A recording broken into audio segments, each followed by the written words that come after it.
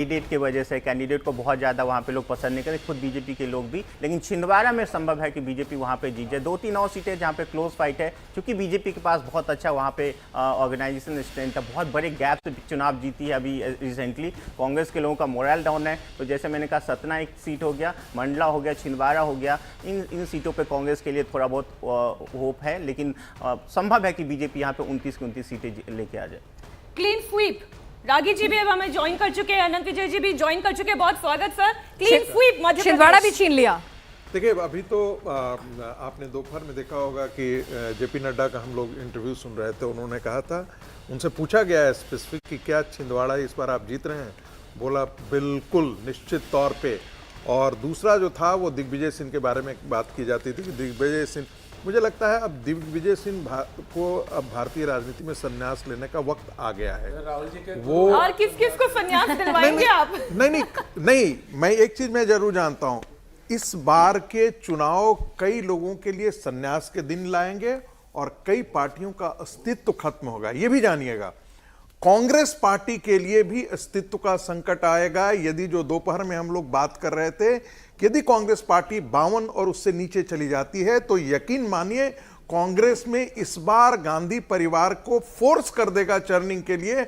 और बहुत बड़ा भूचाल, जो प्रधानमंत्री कल कह रहे थे कि आने दीजिए, चुनाव के नतीजे आने दे दिए, 6 महीने में आप भूचाल देखेंगे।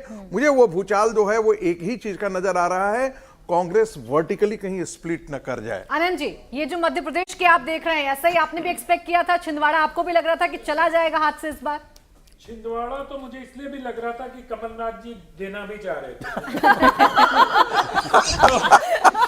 कमलनाथ जी की जो पिछले दिनों संभावनाएं दिख रही थी, या जो संभावनाएं वो भारतीय जनता पार्टी में तलाश रहे थे, तो मुझे लग रहा था। लेकिन मुझे तो बड़ा आश्चर्य हो रहा है कि मंडला की बात कह रहे हैं। सर सॉरी सर, माइक में गड़बड़ है, मैं आ रहा हूं, दोबारा इसको ठीक करवा के आता हूं। लेकिन अनंत जी बात कह रहे हैं, देवेंद्र, वाकई में ऐसा था, ये सब हो रहा था? बिल्कुल 100% ऐसा हो रहा था, और फिर बीजेपी ठिठक गई, इसके चलते ये नहीं हुआ। अदरवाइज अगर बीजेपी ने वो लिया होता तो आसानी के साथ हो सकता था। हालांकि मामला छिंदवाड़ा की अगर देखें लोकसभा की, तो इससे पहले क्या है, बीजेपी ने अपने केंद्रीय मंत्री को जो उसमें कमजोर सीटों पे जिन लोगों ने लगाया था, ऑलरेडी वहां पे डिप्लॉय कर दिया था। पिछले 2 साल से बहुत ज्यादा काम किया जा रहा था छिंदवाड़ा को लेके, क्योंकि मध्य प्रदेश में 22 ऐसी सीट पे बीजेपी को कोई चैलेंज नजर नहीं आ रहा था। छिंदवाड़ा को लेकर पूरी कोशिश पहले ही की गई थी।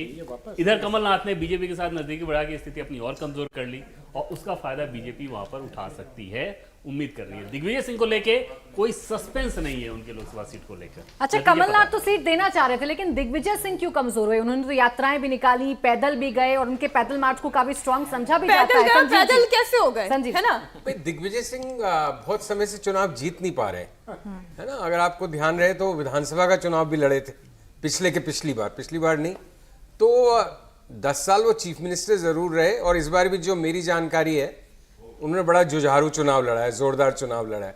लेकिन दिग्विजय सिंह हार जाए वो कोई बहुत बड़े आश्चर्य की बात नहीं है, क्योंकि उनका रीसेंट बैकग्राउंड चुनाव जीतने का नहीं रहा है। वो एक बड़े नेता हैं, कांग्रेस के बड़े नेता हैं, लेकिन वो अपने प्लसेस एंड माइनस साथ लेके आते हैं। उनके खिलाफ की लॉबी भी बड़ी मजबूत रहती है, क्योंकि वो एक जो स्टैंड लेते हैं। आप क्या क्लीन स्वीप देख रहे हैं बीजेपी का? नहीं, मैं क्लीन स्वीप तो नहीं देख रहा, लेकिन हाँ, मतलब मुझे कभी भी नहीं लगता था कि एमपी प्रॉब्लम स्टेट है। ठीक है, एमपी को problem state, MP strong state ही मानता रहा हूं। चंबल रीजन में भी कुछ नाराजगी की खबरें आ रही थी, कह रहे थे कई जगह कंटेस्ट अच्छा है, कई जगह कैंडिडेट अच्छा है, कुछ वहां भी कुछ नहीं, कोई क्लोज फाइट नहीं।